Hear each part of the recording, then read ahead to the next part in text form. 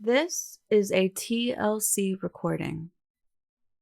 Pride and Prejudice by Jane Austen. Chapter 15. Mr. Collins was not a sensible man, and the deficiency of nature had been but little assisted by education or society, the greatest part of his life having been spent under the guidance of an illiterate and miserly father. And though he belonged to one of the universities, he had merely kept the necessary terms, without forming at it any useful acquaintance. The subjection in which his father had brought him up had given him originally great humility of manner, but it was now a good deal counteracted by the self-conceit of a weak head, living in retirement, and the consequential feelings of early and unexpected prosperity.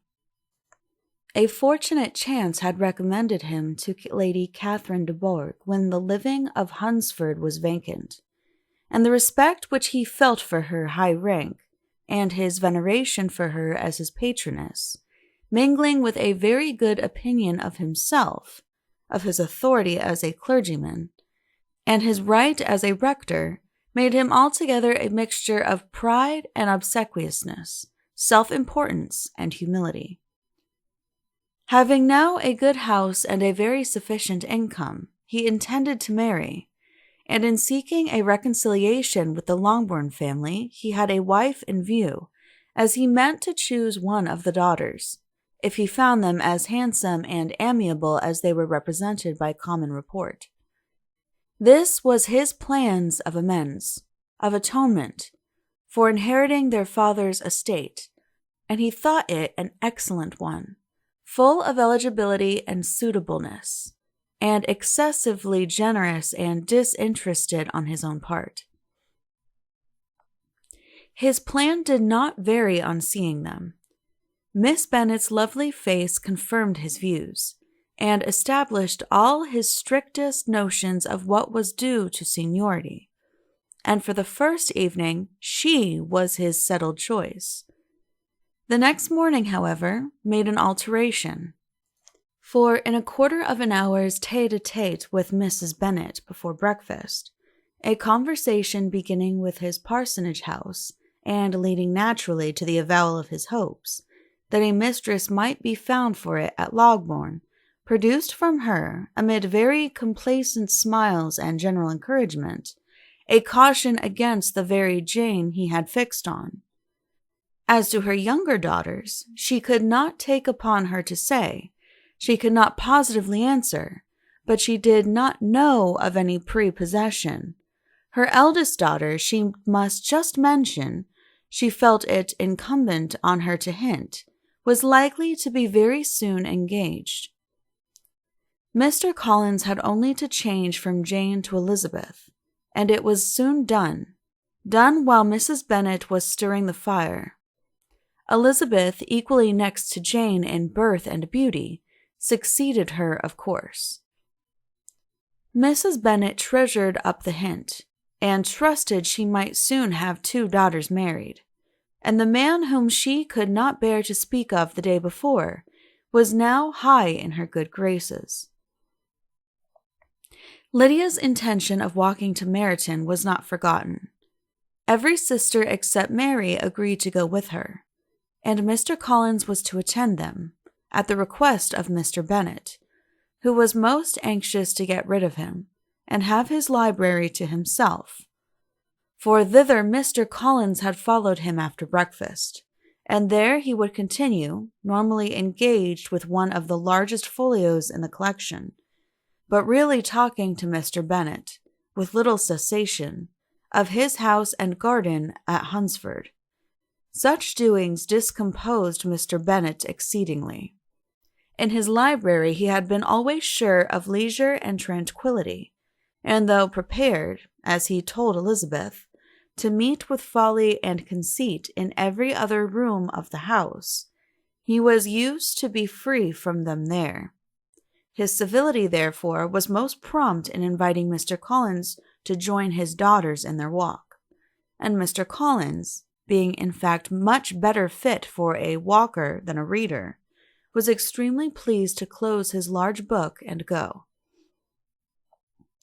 In pompous nothings on his side, and civil assents of that of his cousins, their time passed till they entered Meryton. The attention of the younger ones was then no longer to be gained by him. Their eyes were immediately wandering up in the street in quest of the officers, and nothing less than a very smart bonnet indeed, or a really new muslin in a shop window, could recall them. But the attention of every lady was soon caught by a young man, whom they had never seen before, of most gentlemanlike appearance, walking with another officer on the other side of the way. The officer was the very Mr. Denny concerning whose return from London Lydia came to inquire, and he bowed as they passed. All were struck with the stranger's air. All wondered who he could be, and Kitty and Lydia, determined if possible to find out, led the way across the street, under pretense of wanting something in an opposite shop, and fortunately had just gained the pavement when the two gentlemen, turning back, had reached the same spot. Mr. Denny addressed them directly, and entreated permission to introduce his friend, Mr. Wickham, who had returned with him the day before from town, and he was happy to say had accepted a commission in their corps. This was exactly as it should be, for the young man wanted only regimentals to make him completely charming. His appearance was greatly in his favor. He had all the best part of beauty, a fine countenance, a good figure, and very pleasing address. The introduction was followed up on his side by a happy readiness of conversation, a readiness at the same time perfectly correct and unassuming, and the whole party were still standing and talking together very agreeably when the sound of horses drew their notice, and Darcy and Bingley were seen riding down the street. On distinguishing the ladies of the group, the two gentlemen came directly towards them, and began the usual civilities. Bingley was the principal spokesman, and Miss Bennet the principal object. He was then, he said, on his way to Longbourn on purpose to inquire after her. Mr. Darcy corroborated it with a bow, and was beginning to determine not to fix his eyes on Elizabeth, when they were suddenly arrested by the sight of the stranger, and Elizabeth, happening to see the countenance of both as they looked at each other, was all astonishment at the effect of the meeting. Both changed color. One looked white, the other red. Mr. Wickham, after a few moments, touched his hat, a salutation which Mr. Darcy just deigned to return. What could be the meaning of it? It was impossible to imagine. It was impossible not to long to know. In another minute, Mr. Bingley, but without seeming to have noticed what passed, took leave and rode on with his friend. Mr. Denny and Mr. Wickham walked with the young ladies to the door of Mr. Phillips's house, and then made their bows, in spite of Miss Lydia's pressing entreaties that they should come in, and even in spite of Mrs. Phillips throwing up the parlor window and loudly seconding the invitation.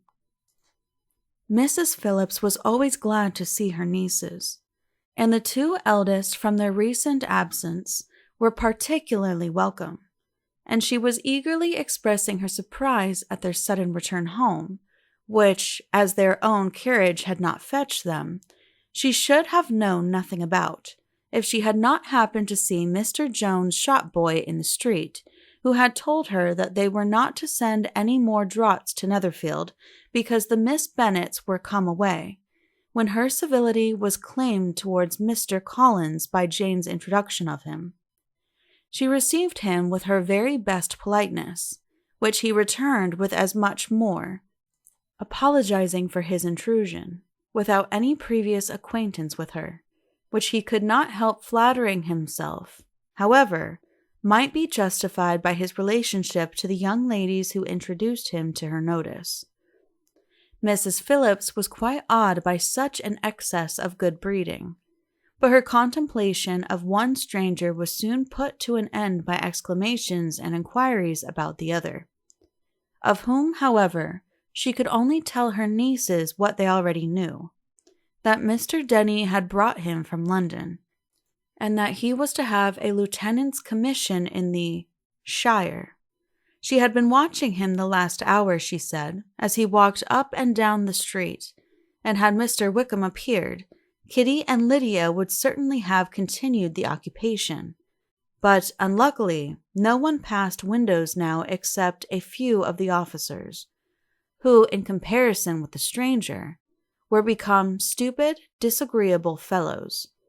Some of them were to dine with the Phillipses the next day, and their aunt promised to make her husband call on Mr. Wickham, and give him an invitation also, if the family from Longbourn would come in the evening. This was agreed to, and Mrs. Phillips protested that they would have a nice, comfortable, noisy game of lottery tickets, and a little bit of hot supper afterwards. The prospect of such delights was very cheering, and they parted in mutual good spirits.